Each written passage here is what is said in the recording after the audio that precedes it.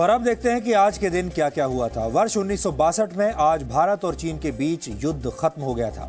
20 अक्टूबर 1962 को चीन की सेनाओं ने जम्मू कश्मीर में चुशूल और अरुणाचल प्रदेश में तवांग की सीमा पार कर ली थी और इसी वजह से युद्ध छिड़ा था। इस युद्ध में भारत की तरफ से 10 से 12 हजार सैनिक मैदान में थे, जबकि चीन की तरफ से 80,000 सैनिक लड़ रहे थे। चीन ने 20 नवंबर 1962 को युद्ध विराम और विवादित क्षेत्र से अपनी वापसी की घोषणा की थी और इसके बाद अगले ही दिन यह युद्ध समाप्त हो गया था। इस युद्ध में आधिकारिक तौर पर 1383 भारतीय और 722 चीनी सैनिकों की मौत हुई थी। इस युद्ध में मिली हार की टीस भारत को आज भी महसूस होती है। भारत के महान वैज्ञानिक सर सीवी रमन का निधन आज ही के दिन वर्ष 1970 में हुआ था। सर सीवी रमन ने लाइट स्कैटरिंग के प्रभाव पर महत्वपूर्ण शोध किया था।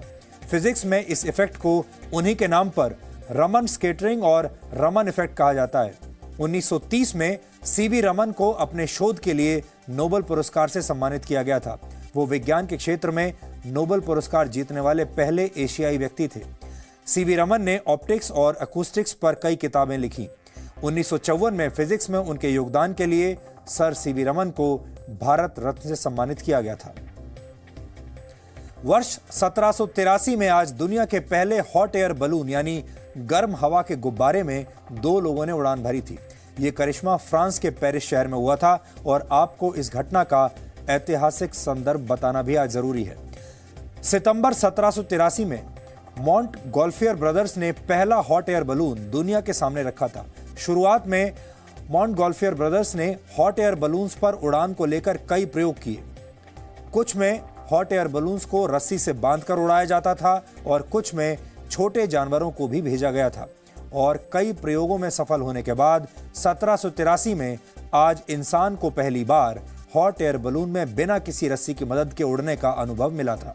ये गुब्बारा मॉन्ट गॉल्फियर ब्रदर्स ने बनाया था, लेकिन इन भाइयों ने खुद इसमें पहला सफर नहीं किया था। हॉट एयर बलून में पहला सफर करने वाले 2 लोग फ्रांस के सामान्य नागरिक थे। हॉट एयर बलून को आप पहली ऐसी फ्लाइट टेक्नोलॉजी भी कह सकते हैं जिसकी मदद से इंसान को आसमान में उड़ने की सुविधा मिली थी। 1877 में आज अमेरिकी वैज्ञानिक थॉमस एल्वा एडिसन ने दुनिया के सामने पहला फोनोग्राफ पेश किया था। यह एक ऐसा यंत्र था जिसमें आवाज को रिकॉर्ड किया जाता था और बाद में उसे सुना भी जा सकता था। फोनोग्राफ ही आगे चलकर ग्रामोफोन के नाम से मशहूर हुआ।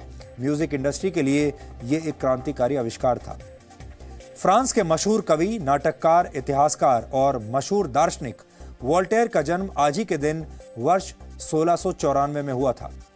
उन्होंने साहित्यिक महत्व वाले 20,000 से ज्यादा पत्र और सैकड़ों रचनाएं लिखी थी।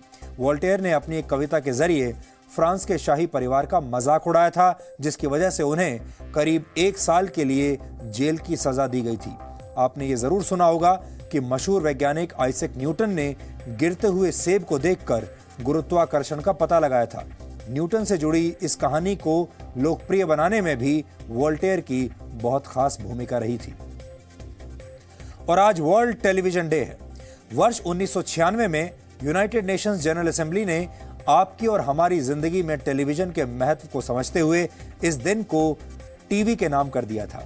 एक्सपेरिमेंट के रूप में पहली बार टीवी का इस्तेमाल 1920 के दशक में शुरू हो गया था, लेकिन वर्ल्ड वॉर II के बाद टेलीविजन ज्यादा लोकप्रिय हुआ।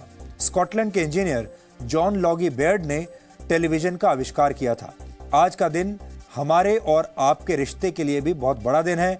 आपको बता दें कि जी टीवी भारत का पहला प्राइवेट टीवी चैनल है और जी न्यूज भारत का पहला प्राइवेट न्यूज चैनल है और इन दोनों को ही आपके घरों तक पहुंचाने का श्रेय जाता है डॉक्टर सुभाष चंद्रा को, जो जी टीवी के प्रमोटर हैं और जी की वजह से ही आज हम और आप हर रोज मिल पाते हैं। तो डीएनए में आज इतना ही। अब आपसे हमारी मुलाकात होगी कल रात 9 बजे। तब तक आप खुश रहिए, सुरक्षित रहिए और इलाज के नाम पर आपको लूटने वाले अस्पतालों के खिलाफ हमेशा आवाज उठाइए। इस घोर कलयुग में बेईमान लोगों और संस्थाओं का इलाज करने के लिए आपको खुद ही सामने आना होगा। आप शुरुआत कीजिए, हम आपकी आवाज जरूर बनेंगे। नमस्कार।